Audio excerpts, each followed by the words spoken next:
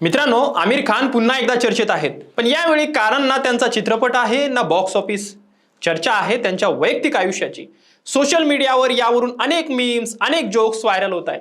कोणी म्हणतंय आमिरचा प्रत्येक सीझन नव्या रिलेशनशिपचा येतो, तर कोणी गमतीने म्हणतंय पुढचा प्रोजेक्ट म्हणजे पत्नी 3.0 लॉन्च. काही जण तर विचारतात इतक्या पटकन अपडेट कसं होतं? मोबाईलचं सॉफ्टवेअर आहे का? सोशल मीडियावर अशीही किल्ली उडवली जाते की आमिर खानच्या आयुष्यात चित्रपटांपेक्षा रिलेशनशिपचे ट्विस्ट जास्त असतात. त्याला बायको हिंदूच पाहिजे असेही लोक चर्चा करत आहेत. कोणाच्याही धर्मावर किंवा वैयक्तिक आयुष्यावर द्वेष पसरवणं योग्य नाही. शेवटी सार्वजनिक व्यक्ती असल्यामुळे त्यांच्या आयुष्यावर चर्चा होणं स्वाभाविकच असलं तरी वैयक्तिक निर्णय हा त्या व्यक्तीचाच असतो. हे जरी आपण मान्य केलं, पण सामान्य माणसाला हे प्रश्न पडतायत की सेलिब्रिटींसाठी लग्न म्हणजे नेमकं काय आहे? एक पवित्र नातं की आयुष्यातल्या एका टप्प्यावरचा एक करार जो मन भरलं की बदलता येतो? आज आपण बोलणार आहोत याच विषयी, नेमकं आमिर खानच्या तिसऱ्या लग्नाबद्दल. पण मित्रांनो, हा विषय फक्त एका सेलिब्रिटीच्या वैयक्तिक आयुष्यापुरता मर्यादित राहिलेला नाहीये. हा विषय आहे बॉलिवूड आणि सामान्य माणसाच्या आयुष्यातल्या त्या दुहेरी मापदंडाचा, जो आपण वर्षानुवर्ष बघत आलोय पण कधी उघडपणे बोलत नाही. याविषयी चर्चा होत नाही. व्हिडिओ शेवटपर्यंत नक्की पहा, कारण शेवटी एक प्रश्न तुमच्या समोर मी ठेवणार आहे, ज्याचं उत्तर तुम्हाला अस्वस्थ करू शकतं आणि उत्तर तुम्ही विचार करून देणार आहात. नमस्कार, मी आपला सर्वांचा मित्र अक्षय ताटे आणि आपण बघतायत सत्य पे सत्ता. प्रश्न तुमचे, आवाज आमचा. संपूर्ण भारतात सध्या एकच चर्चा सुरू आहे आमिर खानच्या तिसऱ्या लग्नाबद्दल. मिस्टर परफेक्शनिस्ट हे बिरुद आमिर खानला उगाच मिळालेलं नाहीये. प्रत्येक चित्रपटात परफेक्शनचा हट्ट धरणारा हा माणूस स्वतःच्या वैयक्तिक आयुष्यातही तेवढाच नेमका आणि मोजून मापून वागणारा दिसतो. वांद्र्याच्या पाली हिल भागातल्या त्याच्या घरी आज गौरी स्प्रॅट या फॅशन डिझायनर आणि उद्योजिकेशी त्याने कोर्ट मॅरेज केलं. मोजकेच पाहुणे, संपूर्ण खाजगी सोहळा आणि मीडियापासून पूर्णपणे लपवलेला कार्यक्रम बरं का.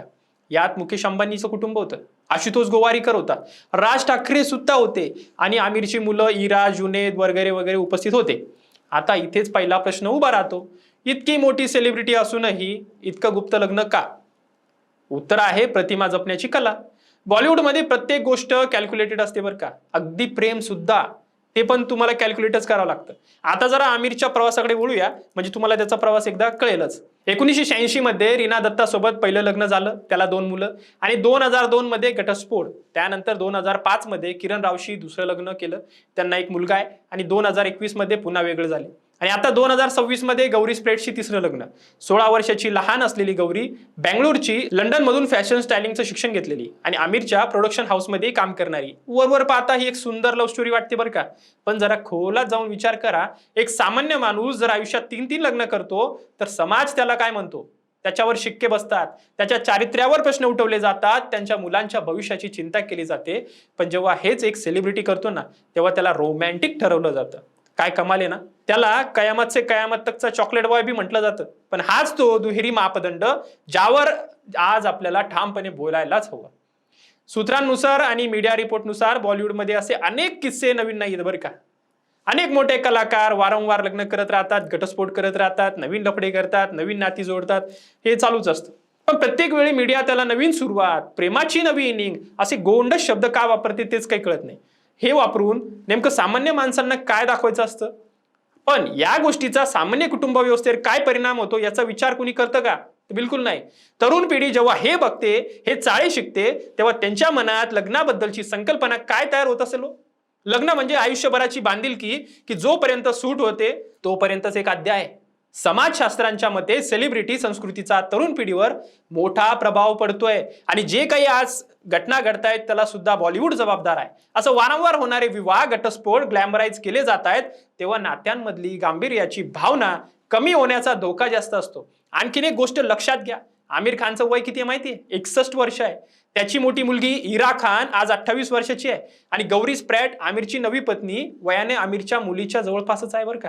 आता हा फक्त वयाचा आकडा नाहीये, हा एक सामाजिक संदेश आहे जो लाखो तरुण आणि तरुणींपर्यंत पोहोचतो. जेव्हा एक 61 वर्षाचा म्हातारा, म्हणजे म्हाताराच म्हणायला हरकत नाही बरं का आपल्या भाषेत, तो माणूस आपल्यापेक्षा निम्म्या वयाच्या मुलीशी लग्न करतोय आणि संपूर्ण इंडस्ट्री त्याचं कौतुक करते, अभिनंदन देते, वर्षाव करते, तेव्हा एक प्रकारे हा संदेश जातोय की पैसा, प्रसिद्धी आणि सत्ता असेल तर वयाचं अंतर, सामाजिक निकष, जात, धर्म सगळं बाजूला ठेवता येतं.